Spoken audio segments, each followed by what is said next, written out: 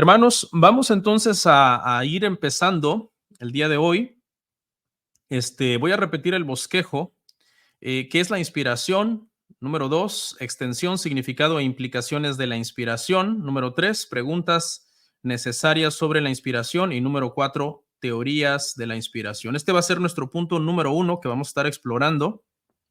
Y lo primero que vamos a decir, hermanos, al respecto sobre este tema es que hay un misterio sobre el carácter de la Biblia, porque la Biblia consiste en palabras humanas que son también las palabras de Dios. Esto pareciera una especie de contradicción, pero no es una contradicción, es una paradoja un tanto similar a lo que sucede en la doble naturaleza de nuestro Señor Jesucristo, que es al mismo tiempo hombre, verdadero hombre, y Dios, verdadero Dios. De hecho, alguien dijo que del mismo modo que Cristo tiene una nueva naturaleza, perdón, una doble naturaleza, tanto humana como divina, del mismo modo también las escrituras tienen una doble naturaleza, humana y divina. Esa es una premisa bien importante, hermanos, para que entendamos la inspiración.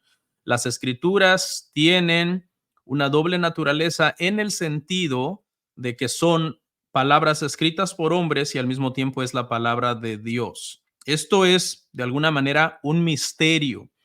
Aunque es un misterio que a ciencia cierta no vamos a poder desentrañar, porque los misterios, hermano, no se pueden desentrañar a ciencia cierta, se pueden analizar, se puede meditar sobre ellos, se puede explorar un misterio, pero a final de cuentas no se puede resolver. Entonces, el día de hoy lo que vamos a hacer es explorar este misterio, pero no lo vamos a poder resolver. Pero al final de cuentas, no es un salto de fe al vacío, sino que lo que vamos a hacer entonces es razonar para poder tratar de entender la inspiración de las escrituras con entendimiento humano que Dios nos ha dado. ¿Cómo ocurrió tal cosa, el hecho de que la Biblia sea divina y humana? Eso es lo que vamos a estar tratando de resolver el día de hoy. No es una tarea fácil, les ruego entonces su concentración. Esto sucedió porque los hombres que escribieron la Biblia lo hicieron bajo la influencia del Espíritu Santo. La Biblia identifica al Espíritu Santo como el agente divino que habló a través de los profetas y de los apóstoles que escribieron tanto el Antiguo Testamento como el Nuevo Testamento. Y la semana pasada vimos varios pasajes, pero creo que aquí hay uno que nos puede ayudar el día de hoy, y es segunda de Samuel 23:2, donde dice: el Espíritu de Jehová ha hablado por mí y su palabra ha estado en mi lengua. Una referencia que hace aquí el salmista muy importante es a su lengua. Muestra de alguna manera entonces la influencia directa e íntima que el Espíritu Santo ejerció sobre las facultades de los escritores. De modo que ellos concibían interiormente, en su interior concibían la palabra de Dios y luego exteriormente ellos la comunicaban entonces a las demás personas. Amén. Vamos a ver una definición que traigo acá acerca de la inspiración. Y dice así, dice: por inspiración de las escrituras, entendemos la influencia sobrenatural del Espíritu Santo en los autores de las escrituras, para que ofrecieran en sus escritos un informe fiel de la revelación de Dios y para que lo que escribieran realmente fuera la palabra de Dios. ¿Ok? Vimos en la clase pasada que Dios dio su palabra como una revelación especial. La revelación especial es solamente a ciertas personas en un momento determinado, pero como Dios no repite esa revelación especial a cada persona, sino que se la dio a ciertas personas, tiene entonces que haber una manera de conservar, de preservar esa revelación especial. Por supuesto, sabemos que hubo periodos de tiempo en que esta revelación especial se conservó por medio de la transmisión oral, por medio de lo que algunos llaman tradición.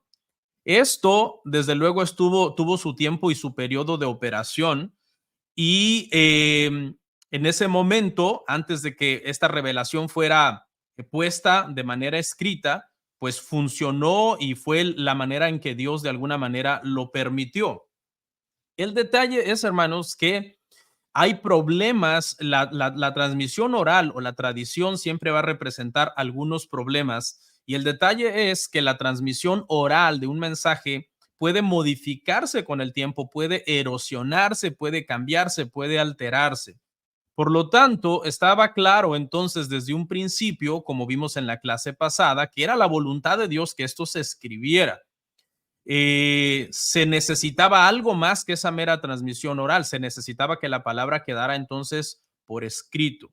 Y esta palabra escrita que nosotros tenemos en las Sagradas Escrituras, en la Biblia, hermanos, es la palabra de Dios. ¿Ok? Esa es la revelación, es la palabra de Dios. No se preocupen que vamos, aparte de esta definición, vamos a estar explorando durante todo el tema, entonces, este punto y lo vamos a ir aclarando. Creo que es bueno, hermanos, que hablemos un poco de estas tres palabritas que de repente como que se confunden o si no las entiendes bien, puedes tender a mezclarlas y a confundirla una con otra. Las palabras son revelación, inspiración e iluminación. Vamos a comentar un momentito acerca de estas palabras. Estos tres términos hay personas que las confunden. Pero una definición bien sencilla sería, hermano, que la revelación es lo que Dios da a conocer de una manera especial. Ya estuvimos hablando de esto bastante en el tema pasado, revelación especial. La revelación es lo que Dios da a conocer, es lo que Dios muestra a ciertas personas en cierto momento. La inspiración, por otro lado, es la forma en que lo da a conocer. No se preocupe, ahorita es una definición muy escueta, pero yo trataré de que esta palabra inspiración sea la que nos queda bien clara el día de hoy. Entonces, repito, revelación es lo que Dios da a conocer, inspiración es la forma en que lo da a conocer y la iluminación es la ayuda para entender mejor lo que ha revelado e inspirado Dios. Entonces, aunque la revelación y la inspiración se suele creer que van unidas, hay teólogos que creen que es posible tener la una sin la otra. ¿Ok? Aquí les quiero mencionar esto, que algunos quizás es la primera vez que van a escuchar esta declaración. Voy a tratar entonces de sustentarla con la escritura y con razonamiento también. Repito esta declaración. Aunque la revelación y la inspiración suelen por lo general siempre ir unidas, hay teólogos que creen que es posible tener la una sin la otra. ¿Ok? Explico un poco. Por ejemplo, hay teólogos que creen que hay casos de inspiración sin revelación. Acuérdese, hermano, que esta es una clase de teología sistemática y de repente yo le presento algunas posturas y usted las analiza. ¿Ok? Pero escuche esto. Hay casos de inspiración sin revelación. ¿Cómo sucede esto? Bueno, esto pasa porque el Espíritu Santo en algunas ocasiones impulsó a los autores de las Escrituras a recoger las palabras de algunas personas que no eran creyentes y esas palabras quedaron en las Escrituras. Lo que nosotros entendemos es que esas palabras que algunos autores de la Biblia recogieron de personas que no eran creyentes, lo que nosotros entendemos es que no fueron reveladas de forma divina. ¿Okay? No se escandalice, vamos a tratar de entenderlo. Algunos autores de las escrituras escribieron sobre temas que no les fueron revelados especialmente a ellos, ¿ok? Porque eran informaciones que ya estaban disponibles, que cualquier otra persona que hubiera investigado hubiera encontrado ya esa información. Un ejemplo de eso, hermano, pueden ser, por ejemplo, las genealogías, ¿ok? Las genealogías, sabemos que la Biblia está llena de genealogías, tanto en el Antiguo Testamento como en el Nuevo Testamento encontramos muchas genealogías. Entonces aquí lo que se entiende es que estas genealogías no necesariamente le fueron reveladas por Dios a las personas que primero ya sabían este orden de cómo fulano fue padre de Mengano y Mengano de Perengano, etcétera, sino que posiblemente era información que ya se sabía que el autor simplemente tomó. Ese es un ejemplo.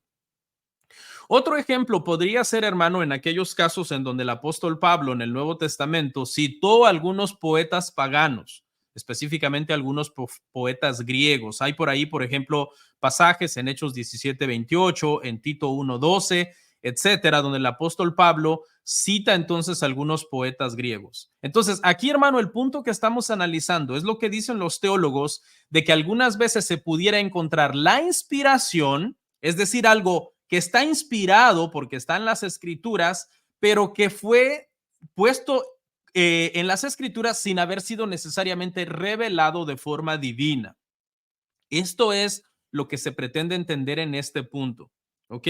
Se entiende que esto Dios no lo reveló de forma divina a estas personas porque estas personas no eran creyentes, pero Dios movió, es decir, inspiró a los escritores a escribirlo. Ese es un caso entonces, hermano, de inspiración sin revelación. Ahora veamos otra postura teológica que enseña, hermanos, que también puede haber revelación sin inspiración. Es decir, revelación que no se recogió porque el Espíritu Santo no inspiró a nadie para que las anotara. ¿Cuál podría ser un ejemplo bíblico de esto? Un ejemplo bíblico de esto, hermanos, podría ser Juan capítulo 21, verso 25, donde el apóstol Juan dice que si se hubiera escrito todo lo que Jesús dijo, Juan expresa él mismo y dice, pienso que ni aún en el mundo cabrían los libros que se habían de escribir. Entonces, si todas las palabras y acciones de Jesús eran las palabras y las acciones de Dios, porque Jesús es Dios, entonces muchas cosas que Jesús hizo y que Jesús dijo que eran reveladas porque es algo que Dios estaba mostrando. Sin embargo, el Espíritu Santo a la hora de inspirar a los evangelistas a escribir los evangelios, de alguna manera fue selectivo en lo que inspiró a los autores bíblicos para que escribieran, dejando fuera entonces algunas cosas que eran reveladas porque Cristo mismo las había dicho y las había hecho, pero que fueron entonces sin inspiración en el sentido de que no quedaron redactadas en las páginas de las escrituras. Espero nadie se confunda con esto, no se preocupe que voy a tratar de explicarlo y de hecho al final, si hay preguntas en este punto, volvemos porque me parece que es un punto un poquito enredadito y que me gustaría, hermanos, que no los confunda y que les quede claro, ¿ok? Ahora, vamos también a decir, hermanos, que la inspiración es un don distinto de la iluminación, ¿ok? Todos los cristianos disfrutan hasta cierto punto de iluminación del Espíritu Santo, porque todos los cristianos tienen al Espíritu Santo en ellos para que les enseñe, pero solo los escritores de la Biblia fueron inspirados por Dios. Entonces, hermanos, y la iluminación es la ayuda de Dios, la ayuda del Espíritu Santo para nosotros llegar a entender lo que fue revelado y lo que fue inspirado. Entonces, en este tiempo, hermanos, en donde el canon de las escrituras está cerrado, la inspiración y la revelación y la inspiración en ese sentido han terminado, la iluminación sigue vigente, porque la iluminación es algo que tiene que ver con nuestra santificación, va aumentando en la medida en que nosotros nos consagramos a Dios, nos santificamos, oramos, leemos las escrituras, etcétera. En ese sentido, nosotros seguimos creciendo en iluminación y en entendimiento de la palabra, ¿ok? Seguiremos creciendo en iluminación, no en revelación ni en inspiración, porque eso, hermanos, nosotros entendemos entonces que ha terminado. ¿Ok? Entonces, aquí en esta diapositiva, hermano, hemos hecho un breve recorrido tratando de explicar entonces qué es revelación, qué es inspiración, cuáles son las diferencias entre ellos, por qué algunos teólogos creen que podemos encontrar casos de revelación sin inspiración y casos de inspiración sin revelación en las escrituras. Bueno, vamos entonces a nuestro punto que sigue, que es la realidad de la inspiración verbal. Seguimos en el punto número 1 hablando sobre qué es la inspiración. La realidad de la inspiración verbal. ¿Qué queremos decir con esto? Bueno, con esto queremos decir que Dios dijo a los escritores lo que tenían que escribir palabra por palabra. No es un dictado, obviamente. Más adelante vamos a llegar a hablar un poquito de por qué no creemos que sea un dictado. Sí fue dado palabra por palabra, pero no un dictado.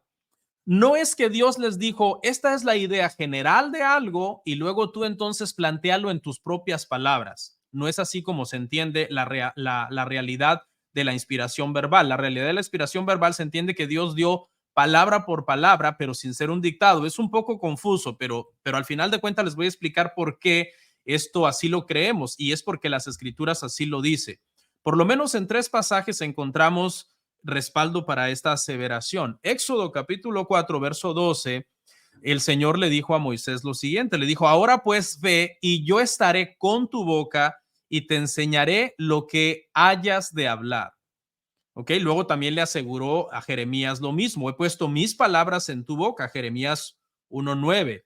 Y extendiendo Jehová su mano, perdón, y extendió Jehová su mano y tocó mi boca y me dijo Jehová, he aquí he puesto mis palabras en tu boca. ¿Ok? Y un ejemplo más en donde entonces ahora Dios le ordena a Moisés en Éxodo 4:15 que le dijera a Aarón prácticamente las cosas. Dice, tú hablarás a él y pondrás en su boca las palabras, y yo estaré con tu boca y con la suya, y os enseñaré lo que hayáis de hacer. Aquí los teólogos entienden, en Éxodo 4:15, hermano, los teólogos entienden que cuando dice, pondré en tu boca las palabras en plural, eso implica entonces que Dios no inspiró una idea general para que Moisés y Aarón llegaran delante del faraón y dijeran, bueno, ahora cómo le decimos lo que Dios me dijo que yo dijera, ahora yo necesito como ponerlo en mis propias palabras y comunicárselo al faraón. Lo que se entiende en la teología, hermanos, es que no fue una idea general, sino palabras específicas por las cuales entonces los oradores del Antiguo Testamento, del Nuevo Testamento, los escritores comunicaban entonces exactamente las ideas de Dios.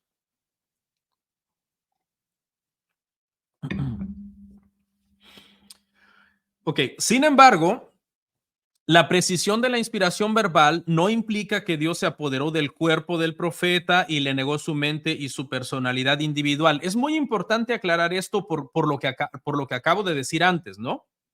Si estamos diciendo que Dios le dio todas las palabras a Moisés y Aarón que iban a llegar a decirle al faraón, entonces alguien podría decir, eran como unos robots que simplemente Dios los estaba manipulando. No, se entiende que nosotros podemos encontrar en las escrituras que cada autor se expresaba con su propio estilo. Por eso les dije que esto es un misterio, ¿ok? Lo estamos analizando, pero al final de cuentas vamos a llegar a la conclusión que lo creemos porque la Biblia lo dice, pero no lo entendemos. De la misma manera que no entendemos la Trinidad, la unión hipostática de nuestro Señor Jesucristo, etcétera. ¿Ok? ¿Por qué sabemos, hermanos, que Dios no se apoderó de la persona como si fuera un mero autómata que estaba como poseído por Dios en una especie de trance? Bueno, eso lo sabemos porque si nosotros leemos las escrituras y si somos personas que sabemos diferenciar entre el tipo de escritura de una persona y otra persona, podemos darnos cuenta que Moisés no escribía igual que Daniel. Tenían diferentes estilos literarios, diferentes personalidades. Podemos darnos cuenta también que Pablo no escribía igual que Pedro, escribían diferente, o que el apóstol Juan. ¿Ok? Me parece que este comentario de un teólogo llamado Lowes Gausen, me parece, nos va a ayudar. Miren lo que decía este teólogo con respecto a esta declaración que yo acabo de hacer. El teólogo decía algo así: los escritores sagrados no eran más que las plumas, las manos y los secretarios del Espíritu Santo. Eran en casi todos los casos y en grados muy diferentes plumas vivientes. Esa declaración la debí de haber marcado en otro color. Plumas vivientes, manos inteligentes, secretarios dóciles, afectados por lo que escribían y santificados. Me encantó esta declaración y me di hasta la tarea de buscar una foto de este teólogo, porque me gustó mucho la forma en que él prácticamente puso en una manera prácticamente poética que no resuelve el misterio, pero nos da un poco de luz. A mí me encantan las ilustraciones porque nos dan luz, y esta creo que es una forma entonces, hermano, de comprender esto que finalmente entonces es un misterio, de lo cual estaré hablando un poquito más adelante. Amén. Bueno, ahí entonces los veo en el chat callados. Bueno, voy a hacer una pausa cada vez que terminemos un punto. Esa va a ser la señal de que terminamos un punto. Voy al chat y vuelvo al segundo punto entonces. Entonces ahora voy al punto número 2 de nuestro bosquejo. Y es este: extensión, significado e implicaciones de la inspiración. Ok, dos textos en el Nuevo Testamento nos dan una mirada cercana a esta misteriosa obra de inspiración. Estos textos, hermanos, son muy cruciales. Creo que son los textos clásicos cuando se habla de la inspiración, y los vamos entonces a analizar. Y basado en estos dos textos, vamos entonces a desarrollar estos tres puntos. la extensión de la inspiración, el significado de la inspiración y 7 implicaciones de la inspiración. Acá están los textos. Imagino que usted ya se lo sabía. Que es segunda de Timoteo 3:16 y segunda de Pedro 1:19 al 21. Ok. Dice así: toda la escritura es inspirada por Dios y útil para enseñar, para redarguir, para corregir, para instruir en justicia. Leamos de una vez el segundo. Segunda de Pedro 1:19 al 21. Tenemos también la palabra profética más segura, a la cual hacéis bien en estar atentos como una antorcha que alumbra en lugar oscuro hasta que el día esclarezca y el lucero de la mañana salga en vuestros corazones. Entendiendo primero esto, que ninguna profecía de la escritura es de interpretación privada, porque nunca la profecía fue traída por la voluntad humana, sino que los santos hombres de Dios hablaron siendo inspirados por el Espíritu Santo. Ok.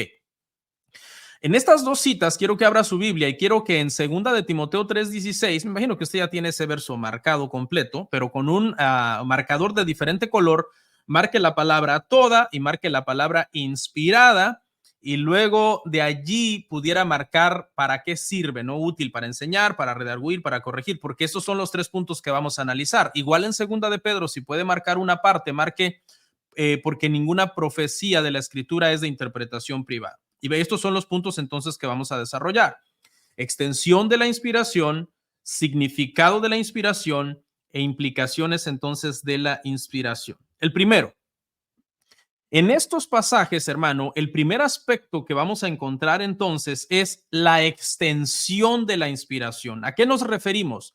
Cuando estamos hablando de la extensión de la inspiración, queremos decir que Pablo enseña el alcance de la inspiración en las escrituras. Eso lo tomamos de la parte que dice: toda la escritura es inspirada. Esto debe entenderse entonces que toda la Biblia es inspirada. De manera similar, Pedro dice que ninguna profecía de la escritura es de interpretación privada. Por tanto, toda la escritura surge de la interpretación del Espíritu Santo. ¿Ok? Esto es, hermano, lo que en teología se conoce como la revelación plenaria. Cuando usted oiga, hermano, a las iglesias que dicen nosotros creemos en la revelación plenaria de las escrituras, plenaria significa pleno, otro significado podría ser lleno o total. Y lo que se está entonces afirmando con esto, hermanos, es que todos los escritos de las escrituras es la palabra de Dios, es inspirada. Desde Génesis hasta Apocalipsis, Nuevo Testamento, Antiguo Testamento, Nuevo Testamento, todos los versículos son inspirados. Amén. Obviamente alguien dirá, cuando Pablo dijo esto, no existía el Nuevo Testamento, pero ya vimos en la clase pasada, hermanos, que se utilizaba la palabra escrituras en el Nuevo Testamento para referirse tanto a escritos de Pablo como a escritos de Lucas, y se ponían al mismo nivel de las escrituras que eran las escrituras del Antiguo Testamento. Pablo, por ejemplo, no sé cuántos han leído las epístolas de Pablo. Si usted ha leído las epístolas de Pablo, usted se va a dar cuenta que Pablo hace un uso, hermano, exhaustivo del Antiguo Testamento. Cita de Génesis, cita de Éxodo, cita de Levítico, cita de Números, de Deuteronomio, de todo el Pentateuco. Aparte cita de primera y segunda de Samuel, de primera y segunda de Reyes, de Job, de Salmos, de Proverbios, de Isaías, de Jeremías, de Ezequiel, Oseas, Joel, Habacuc, Zacarías, Malaquías.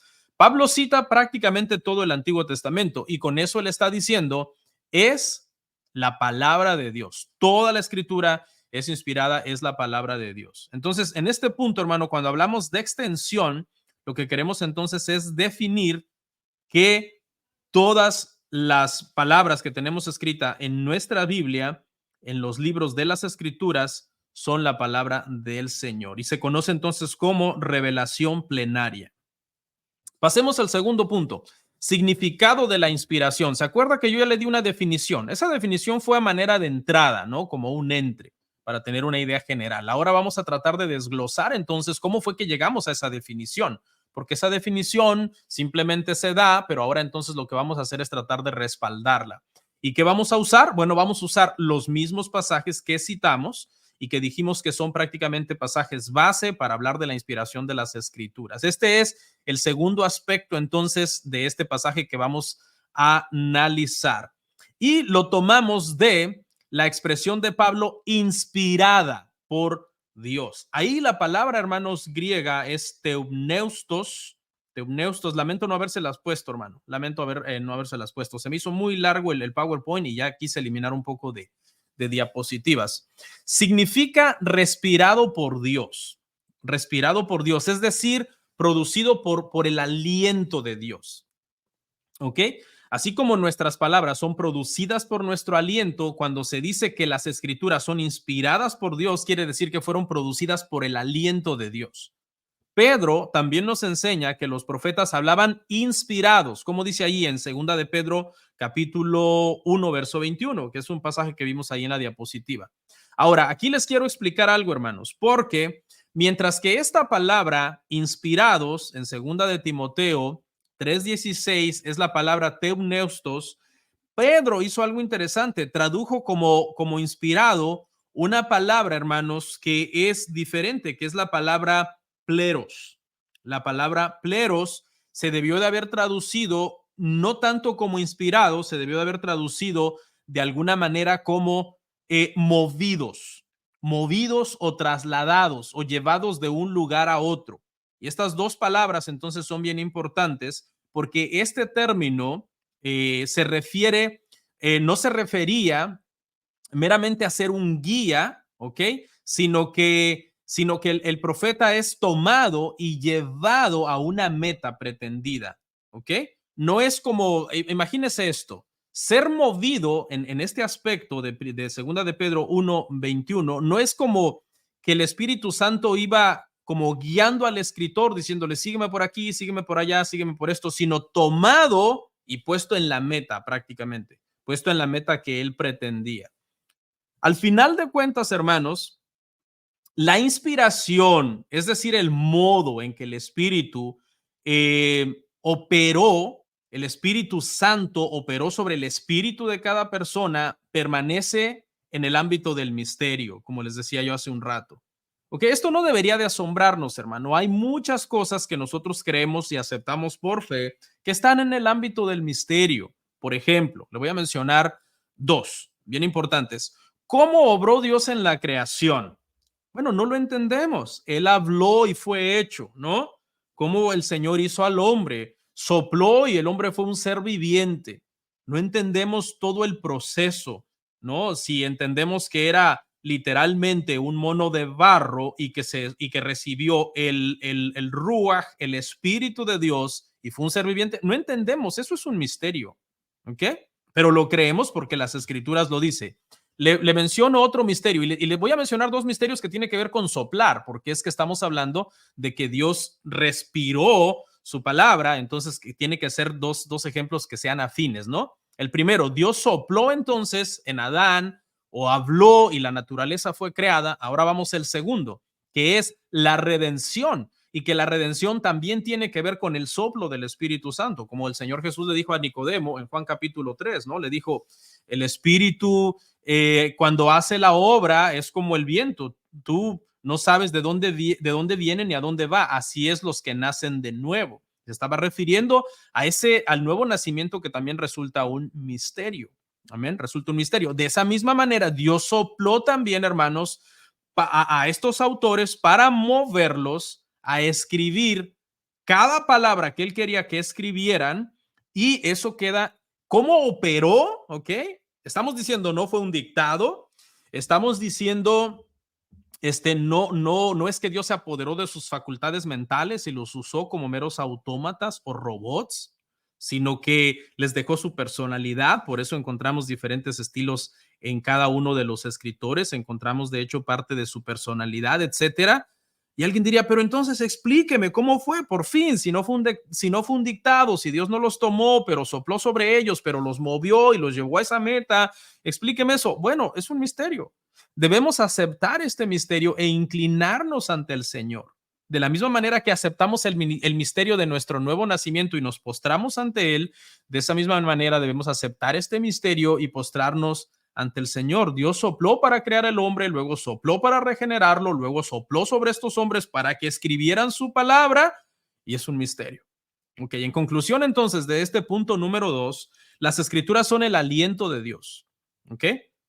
Las escrituras son el aliento de Dios. El significado de la inspiración es que las escrituras son el aliento de Dios. Dios movió a los escritores humanos para escribir esas palabras. Los detalles nos son velados a nosotros y quedan en el ámbito del misterio. Punto número 3, en este mismo espacio donde estamos viendo las implicaciones, ¿no? La extensión, el significado y las implicaciones de la revelación. Y aquí vamos a hablar de las implicaciones, hermano. Voy a mencionar 7 implicaciones. Otra forma de entenderlo sería, ¿y qué significa que las escrituras son inspiradas? Y les voy a dar 7. No se preocupen, voy a dar definiciones muy vagas de cada una de estas 7, porque algunas de estas 7, cada una va a ser una clase, no todas, pero cada una de estas va a ser una clase dentro de lo que es la doctrina de las escrituras. Bueno, vamos entonces a ver estas 7 implicaciones. 7 implicaciones de que la escritura sea inspirada. Ok, número 1. Si la escritura es inspirada, es decir, es la palabra de Dios, entonces la Biblia tiene autoridad divina. ¿Ok? Tiene autoridad divina, es una autoridad, es una ley, la palabra de Dios es una ley, tiene autoridad y esta autoridad es divina, no es como una autoridad de los hombres, ¿no? Sabemos que hay autoridades en la tierra que nos pueden mandar muchas cosas y que son ley y que tenemos que hacerlas, pero sobre esas leyes terrenales está todavía la autoridad de Dios. De hecho, cuando estas entran en conflicto, cuando nos toca decidir entre si obedecer a Dios u obedecer al hombre, cuando lo que nos manda Dios y lo que manda el hombre están en oposición una cosa con otra, nosotros sabemos que lo que tenemos que hacer es obedecer a Dios, porque Dios es una autoridad superior. Entonces, vea, la Biblia tiene una autoridad divina. Y esto, por ejemplo, Pablo lo dio a entender cuando le dijo a Timoteo en 2 de Timoteo 4, capítulo 1, verso al 2, no traje la cita, solamente cada una de las 7 implicaciones. Le dijo, te encarezco delante de Dios y del Señor Jesucristo, que juzgará a los vivos y a los muertos en su manifestación en su reino, que prediques la palabra, que instes a tiempo, fuera de tiempo, redarguye, reprende, exhorta con toda paciencia y doctrina. Esta es la implicación de la autoridad de las escrituras, ¿no? Le dice, te encarezco delante de Dios, del Señor Jesucristo, que juzgará a los vivos y los muertos. Es la autoridad final. ¿Y a qué lo está mandando? A predicar la palabra, porque la palabra es la autoridad final en sí, en ese sentido, en el tema de la salvación de los seres humanos. En segundo lugar, el que la Biblia sea inspirada también significa que la Biblia tiene veracidad divina. Esta es la segunda implicación. Veracidad, es decir, si la Biblia es inspirada, es decir, es la palabra de Dios, entonces la Biblia es verdad. Y me encanta que Pablo tenía una estima, hermano, de las escrituras y también de lo que él decía en algún momento, ¿no? Y estos versos que les voy a mencionar acá me encantan porque enlaza con que Pablo no tenía el Nuevo Testamento y estaba hablando del Antiguo Testamento, pero en su momento también pone las cosas que él está diciendo al nivel de lo del Antiguo Testamento. Por ejemplo, Pablo llama a la palabra de Dios, la llama fiel, por lo menos en 4 oportunidades. En 1 de Timoteo 1:15 dice, palabra fiel y digna de ser recibida por todos, que Cristo Jesús vino al mundo para salvar a los pecadores, de los cuales yo soy el primero. 1 de Timoteo 3:1, palabra fiel, si alguno anhela obispado, buena obra desea. 1 de Timoteo 4:9 dice, palabra fiel es esta y digna de ser recibida por todos. Luego en 2 de Timoteo 2:11 dice, palabra fiel es esta, si somos muertos con él, también viviremos con él. ¿Ok? Si Pablo está llamando fiel a las cosas que él está diciendo, las está llamando también verdad, al nivel del Antiguo Testamento también, que sabemos que es la única Biblia, entre comillas, por decir así, que Pablo tenía en su momento. Entonces, esta es la segunda implicación. Si la escritura es inspirada por Dios, es la palabra de Dios, es verdad. Wow, esto nos debe sacar un aleluya, ¿no? Un amén, un gloria a Dios, porque esto es hermoso. La tercera implicación, hermanos, es que la Biblia tiene suficiencia divina, ¿ok? Si la Biblia es inspirada, es la palabra de Dios, entonces es suficiente, ¿ok? Es suficiente. Dios no nos pudo haber dado su palabra y después que resulte que no es suficiente para nuestra salvación, que no es suficiente para que nosotros vivamos en santificación. No, claro, es suficiente para nuestra salvación, nuestra conducta cristiana, por tanto debemos atesorarla, debemos guardarla. Pablo le dijo a Timoteo en 2 de Timoteo 1, 13 al 14, retén la forma de las sanas palabras que de mí oíste. En la fe y amor que es en Cristo Jesús, guarda el buen depósito por el Espíritu Santo que mora en nosotros. O sea, guárdala, atesórala, porque es suficiente, la necesitas, ¿ok? La necesitas. En la número 4, la Biblia tiene entonces claridad divina, porque Dios no nos va a dar su palabra, nos va a guiar a los autores a moverlos a escribirla y resulta que entonces no es clara, ¿no? Esta es la doctrina de la perspicuidad o claridad de las escrituras, que por ejemplo lo podemos ver en 2 de Timoteo 3:15, donde Pablo le dice a Timoteo, y que desde la niñez has sabido las sagradas escrituras, las cuales te pueden hacer sabio para la salvación por la fe que es en Cristo Jesús. ¿Desde cuándo podía entender, hermanos Timoteo, las escrituras? Desde la niñez. Hay personas que dicen que los niños no entienden la Biblia, ¿no? Y contradiciendo, hermano, flagrantemente este versículo.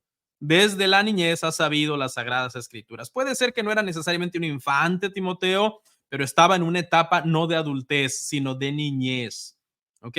Como la palabra de Dios entonces es para la humanidad en general, la Biblia tiene una accesibilidad, una claridad que permite incluso a los niños que puedan entender el mensaje básico de la salvación. ¿Ok? Cualquier muchachito, jovencito que está en edad, ¿verdad? No sé, ya hacer una decisión consciente, escuchar el evangelio, bautizarse, etcétera, no hay ningún problema porque las escrituras tienen claridad divina. En la número 5 de las implicaciones vemos que la Biblia tiene necesidad divina. Se necesita, ¿ok? La necesitamos. Y eso, pues lo vemos exactamente en el mismo versículo que estamos usando para desarrollar todo esto, que es 2 de Timoteo 3:16. Toda la escritura es inspirada por Dios y útil para enseñar, para redarguir, para corregir, para instruir en justicia. Hay una necesidad, ¿no? A los que ya somos un poco más diestros en las escrituras, nos sigue corrigiendo, nos sigue enseñando, nos sigue instruyendo. A los más nuevos, a los más neófitos también, ¿ok? Nos santifica, la palabra de Dios nos santifica, la palabra de Dios nos da sabiduría, la palabra de Dios es luz, la necesitamos. En el número 6, la Biblia tiene una unidad divina en Cristo. Y aquí lo que queremos decir, hermanos, es que como el autor es uno solo, entonces el mensaje de toda la escritura es coherente. Tiene una sola metanarrativa. La Biblia tiene un mensaje unificado y resulta, hermanos, que ese mensaje es Cristo. Y Pablo mismo lo dijo en un pasaje que ya yo les acabo de mencionar, pero que vale la pena que lo volvamos a ver, que es 2 de Timoteo 3:15, donde Pablo le dijo a Timoteo, y que desde la niñez has sabido las sagradas escrituras, las cuales te pueden hacer sabio para salvación por la fe que es en Cristo Jesús. ¿A quién le está hablando Timoteo? Le está hablando a un judío que lo que leía y las escrituras en las que había sido instruido era el Antiguo Testamento. Y Pablo le está diciendo a Timoteo que todo ese Antiguo Testamento habla de Cristo, porque es en Cristo, por la fe en Cristo, que él va a ser salvo. Entonces, muy importante. Y por último, hermanos, en el número 7, entonces la Biblia tiene una eficacia divina, es decir, da resultados, ya sea para enseñar la verdad, ya sea para reprender el pecado, para corregir, para disciplinar, para llamar al arrepentimiento, para lo que sea. La Biblia es eficaz. El Evangelio es poder de Dios para salvación a todo aquel que cree. ¿Ok? Por eso es que cuando leemos, hermano, las escrituras, no estamos leyendo un libro cualquiera, porque es un libro eficaz, ¿no? Alguien ha dicho sabiamente, cuando yo leo la Biblia me lee a mí. Eso es completamente verdad, ¿ok? Alguien más dijo también por ahí, cuando leas la Biblia y la marques, no solamente la marques, deja que ella te marque a ti también. Bueno, tantos dichos sabios al respecto que tienen toda la razón. Ok, concluyamos este punto, hermano. Voy a hacer un resumen breve para concluir este punto. Acuérdese, ¿cómo se llamó este punto? En este punto estamos hablando sobre esto, extensión, significado e implicaciones de la inspiración. Voy a hacer entonces acá un pequeño resumen para terminar este punto. Y entonces, en resumen, La extensión de la inspiración va de principio a fin. La inspiración es plenaria. Todas las escrituras son inspiradas por Dios, ¿ok? Incluyendo todo entonces lo que los profetas escribieron en el Antiguo Testamento, apóstoles en el Nuevo Testamento. En cuanto al tema del significado de la inspiración, es que las palabras de la Biblia no surgieron de los hombres, sino de Dios. ¿Ok?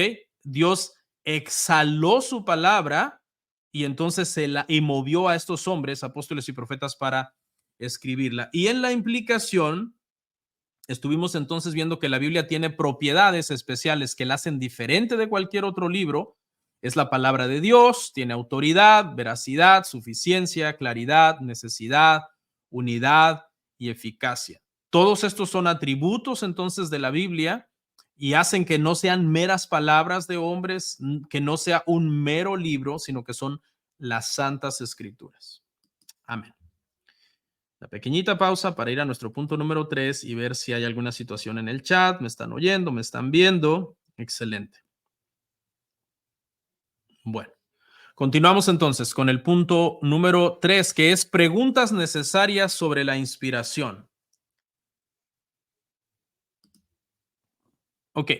Estas preguntas, lo que las vamos a plantear, hermanos, es como un modo de que meditemos, que razonemos. No es para volver a definir lo que ya definimos. Estas preguntas nos hacen simplemente como escarbar un poco, tratar como de desafiar lo que estamos aprendiendo para ver cómo lo estamos entendiendo. O entenderlo mejor o confirmar de alguna manera el conocimiento. Ok. La pregunta número 1 es, ¿realmente podemos formular una teoría de la inspiración? ¿Ok? Esta es una pregunta desafiante, porque alguien diría, dime unos versículos donde diga que tú tienes que desarrollar toda una teología sistemática sobre las escrituras. Dime, respáldame bíblicamente lo que estás diciendo. ¿Por qué tú tienes que por fuerza desarrollar una teoría de la inspiración y analizar todos estos términos y hablar de que la Biblia entonces tiene claridad, suficiencia, necesidad? ¿Qué más dijimos, hermanos? Ya se me olvidó. Unidad, etcétera, ¿no? Claridad, ya lo comenté, suficiencia, veracidad, autoridad, etcétera. ¿Ok? Si alguien te desafiara y te dijera, no hagas eso, ¿para qué te metes a hacer todo un sistema de la inspiración? Simplemente créelo y punto. No te pongas a teorizar sobre la naturaleza de las escrituras. Conténtate con que la Biblia pues es inspirada y dice claramente en 2 de Timoteo 3:16, es inspirada y ya. No te pongas como a preguntarte cómo fue inspirada. Ya dijimos que aunque nos preguntemos, finalmente no llegamos a una respuesta porque es un misterio. Ahora, ¿en qué nos ayuda a nosotros razonar todos estos puntos y tratar de sistematizar este asunto de la inspiración? Bueno, nos ayuda porque, hermanos, el concepto que nosotros tengamos de la escritura sobre su naturaleza, lo que nosotros pensemos que la escritura es y cómo conozcamos todos sus atributos, a final de cuentas puede acabar influenciando el concepto que nosotros tengamos de la escritura. Entonces, yo creo que esta clase nos puede ayudar como a ver la Biblia con ojos diferentes, a decir, oh, esta Biblia, esto es la palabra de Dios, tiene autoridad, tiene necesidad, es suficiente, tiene claridad, ¿ok? Entonces, es muy importante. Personalmente creo que es bueno esta clase en donde nosotros nos preguntemos si se puede hacer una teoría de la inspiración y donde nos propongamos, de hecho, lograr sistematizarla, ¿ok? Otra objeción es que la Biblia entonces no presenta esta doctrina como algo elaborado, sino que nosotros lo tenemos que elaborar. Y pues hay personas, ¿verdad?, que de repente tienen este concepto, ¿no? El otro día estuve en TikTok, estuve debatiendo con una persona, estaba ahí hablando de un tema, me metí y estuvimos ahí hablando. Y una de las cosas que me dijo fue, Biblia, no tu opinión. No comentes nada de tu opinión, solamente pura Biblia. Dame puros versículos bíblicos, versículos bíblicos, versículos bíblicos. Hermanos, eso alguien diría, pues sí, porque eso es solo escritura. Solo escritura, hermano, no quiere decir que nosotros no podamos usar la razón, la tradición, la lógica, nuestro entendimiento de las cosas, ¿no? Porque cuando alguien te dice cosas así y tú le dices, bueno, pero hablemos de la Trinidad, muéstrame la palabra Trinidad en la Biblia. Y no, pero yo lo estuve llevando a Génesis, explicándole la pluralidad de Dios en la palabra Elohim, Génesis 1:1, etcétera. No, no, no, no, no, no. ¿Dónde dice Trinidad en Génesis 1:1? O sea, es bien difícil a veces razonar con personas así. Nosotros no debemos de ser tan cerrados en esos temas. Creo que nosotros podemos, hermano, hacer un sistema que nos dé las palabras con las cuales podamos entender conceptos de que la escritura habla. Por ejemplo, la palabra Trinidad no está en las escrituras, el concepto sí está, la palabra Trinidad simplemente define el concepto. Y eso es lo que hacemos cuando tratamos entonces de sistematizar la doctrina de la inspiración.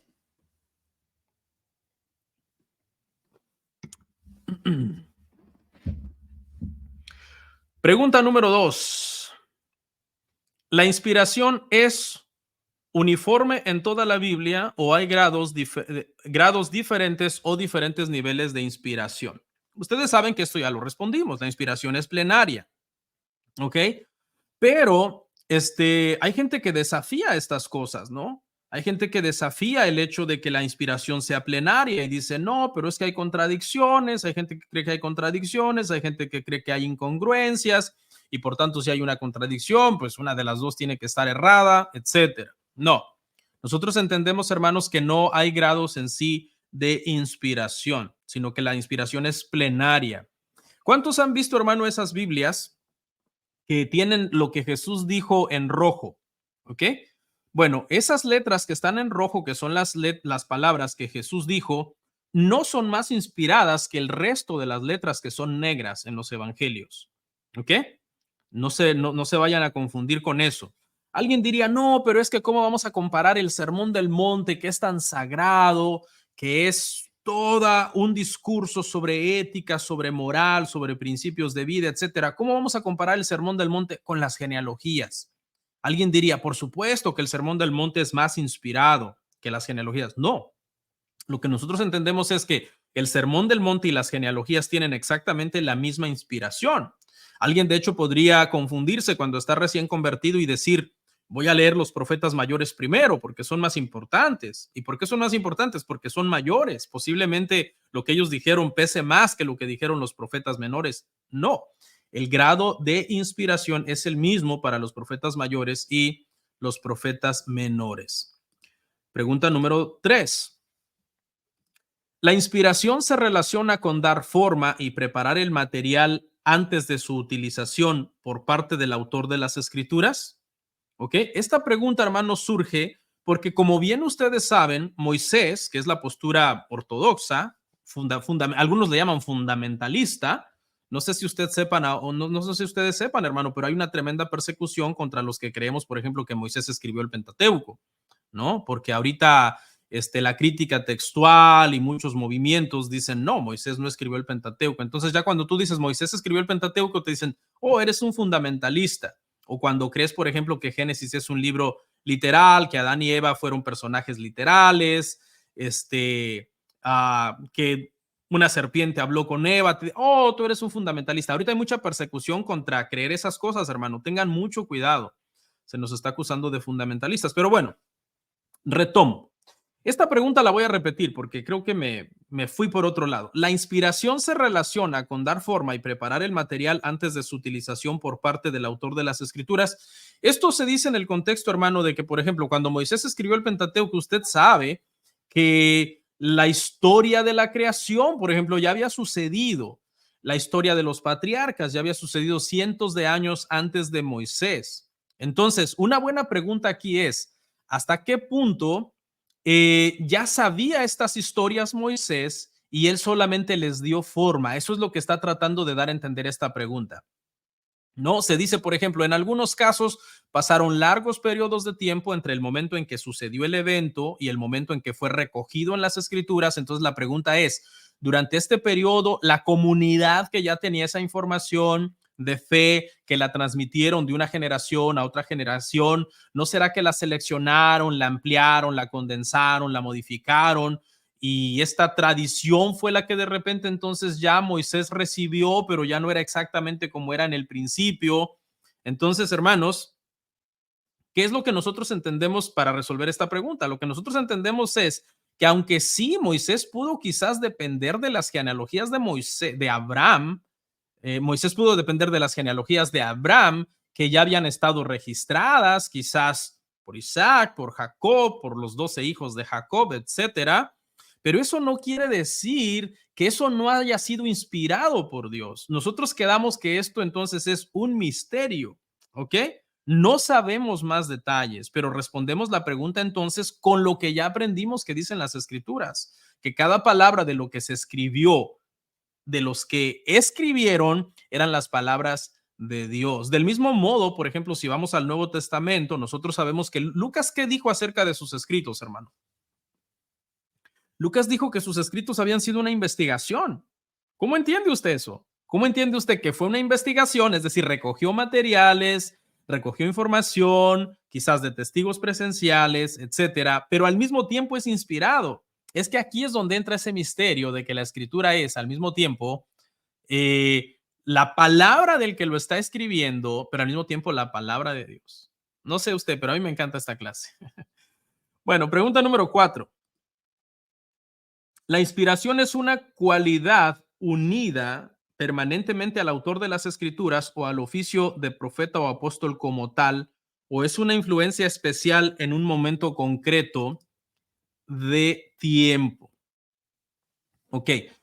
¿Cómo respondemos esta pregunta? Bueno, nosotros respondemos esta pregunta diciendo que es solo la guianza especial del Espíritu Santo en un momento determinado, porque vea lo que la pregunta está planteando. La pregunta lo que está planteando es que si el autor tenía como una cualidad permanente para que todo lo que escribiera fuera inspirado. Nosotros estamos respondiendo a la pregunta diciendo que no tenía esa cualidad unida a él permanentemente como para que todo lo que escribiera, siendo un profeta o un apóstol, fuera inspirado, sino que tuvo la guianza especial del Espíritu Santo en un momento determinado. ¿Ok? ¿Por qué sabemos esto? Esto lo sabemos porque si la inspiración fuera entonces una cualidad permanente del escritor, entonces cualquier cosa que hubiera escrito este profeta o este apóstol, a final de cuentas terminaría siendo entonces que inspirado y autoritativo. Nosotros entendemos que Pablo escribió más de 13 cartas. De hecho, hay una carta a los Corintios que se llama la carta perdida y que está perdida. No está en el canon, por lo tanto entendemos que no es inspirada, ¿ok? No es inspirada. Entonces nosotros estamos respondiendo a esta pregunta, hermano, que si por ejemplo un día el apóstol Juan le escribió una carta a alguien que no era una carta de las epístolas de Juan, no por el simple hecho de que haya sido el apóstol Juan que la escribió ya haya sido inspirado por Dios. Escribieron otras cosas que no fueron inspirados porque fueron guiados por el Espíritu Santo solo en un momento determinado. ¿Ok? Y solamente lo que escribieron bajo inspiración debería considerarse escrituras. Pregunta que sigue, que es la número 5. Dice, la inspiración tiene que ser atribuida al autor de las escrituras o a las escrituras escritas. Esta es una buena pregunta. En el primer caso, si el autor fue inspirado, entonces alguien podría decir todo lo que escribía podía ser inspirado. En el segundo caso, se entiende entonces que lo que fue inspirado fue el resultado de lo que él escribió. ¿Ok? Aquí yo creo que la mayor parte se inclina por entender que es una combinación de ambas posiciones. ¿Okay? El Señor inspiró a los autores, los movió para escribir y luego el resultado, que fue lo que escribieron, resultó ser inspirado también. Pregunta 6 y última de este punto, hermanos. Pregunta 6 y última de este punto. Y luego pasamos al punto 4 y ya con eso vamos a ir cerrando. La pregunta dice, ¿a cuánto del material del autor se le puede aplicar la inspiración? ¿Ok? ¿A cuánto del material del autor? Bueno, nosotros sabemos que a todo, ¿no? Por ahí hay personas que dicen que la Biblia cuando habla de salvación es exacta, pero que cuando la Biblia habla de matemáticas o habla de ciencias no es exacta, porque no es un manual de matemáticas o no es un manual de ciencia. Entonces dicen, de hecho hay errores en cuestiones de ciencia y de matemáticas, etcétera. Nosotros entendemos que todas las escrituras son inspiradas por Dios, tanto en los temas de salvación como en cualquier otro tema colateral que tenga que ver con el mensaje de Cristo. ¿Ok? Es decir, todo el material entonces en sus escritos originales, la autógrafa, que es como se llama, que ya no existe obviamente, porque pues fue puesta en materiales perecederos, se hizo copias y copias y copias para conservarla, pero la autógrafa en sí ya no existe. Bueno, una pequeña pausa, chequeo por acá y continuamos. Y con este punto, hermano, llegamos a casa, que es teorías de la inspiración. Teorías de la inspiración, y con esto vamos a terminar entonces. Vamos a ver 5 teorías sobre la inspiración y una conclusión y vamos a ir cerrando. Bueno, vamos a ver entonces, hermano, la primera teoría sobre la inspiración. Dice así, se llama la teoría de la intuición. Esta hace que la inspiración sea en gran medida un asunto de un alto nivel de perspectiva. Fíjese lo que dice esta teoría. Esta teoría dice que de alguna manera entonces los que escribieron fue porque tenían un don, casi como una habilidad artística, que no era un atributo entonces sobrenatural, no escribieron de manera sobrenatural, sino como un atributo natural de ellos, era algo que ellos poseían permanentemente. ¿Ok? Algo que ya estaba en ellos. Entonces, esta teoría lo que enseña es que, por ejemplo, los hebreos eran un pueblo genio en los temas religiosos. Todo lo que tuviera que ver con religión, los hebreos eran como unos genios. Algo así como si alguien dijera, los brasileños son unos genios del fútbol soccer, ¿no?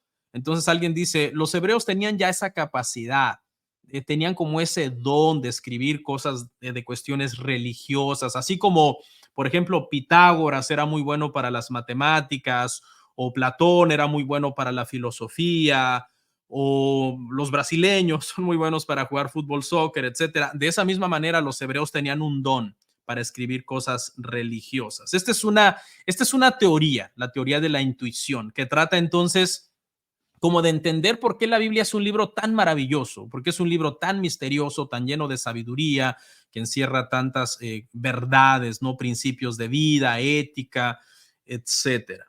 ¿Ok? Según esta teoría, la Biblia es pues como una gran literatura religiosa que refleja las experiencias espirituales del pueblo hebreo. Veamos la segunda.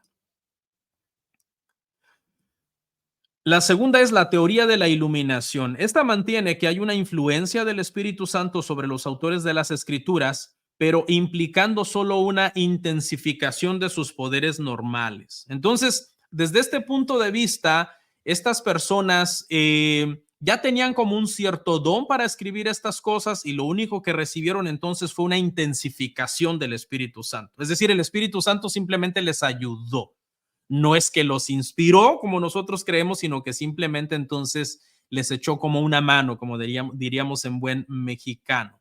¿Ok? Fueron aumentados como en sensibilidad, recibieron mayor sensibilidad, mayor percepción, fueron estimulados, se intensificó entonces esa habilidad que ellos ya tenían, el Espíritu Santo les ayudó. Eso es lo que se entiende entonces en esta teoría de la iluminación, la habilidad incrementada para llevarlos a la verdad. Número 3.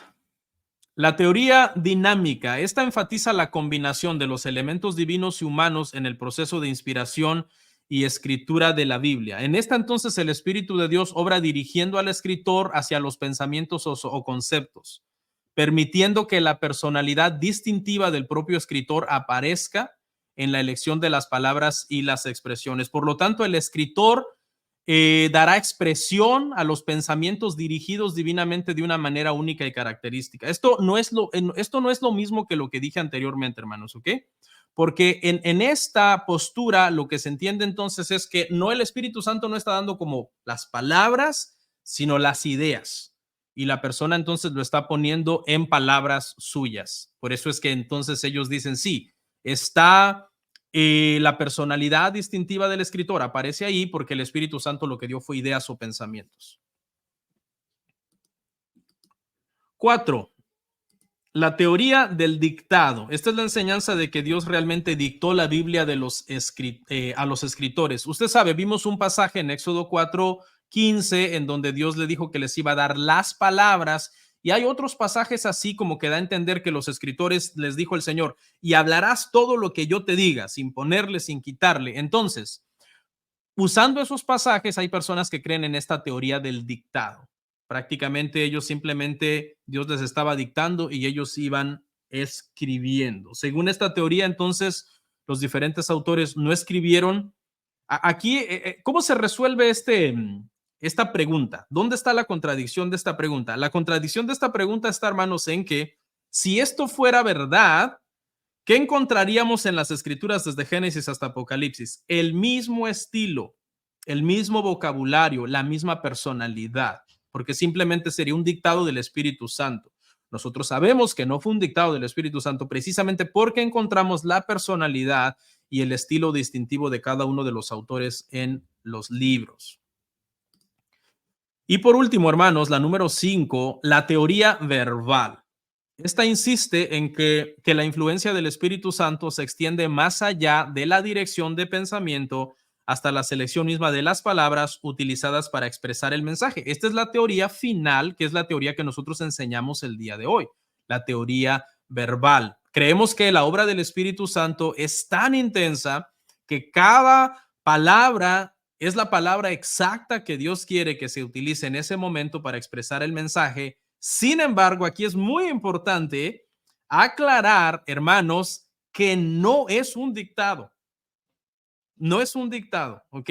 Esta es la postura que nosotros creemos, esta es la postura que nosotros expusimos en este material. Creo que di los argumentos bíblicos de por qué esta es la postura correcta, de por qué no solamente razonamos entendiendo que no es un dictado, entendiendo que los autores no son autómatas, entendiendo que al mismo tiempo son todas las palabras de Dios, y que a final de cuentas queda entonces en un misterio ese acto de inspiración y de ser movidos los autores.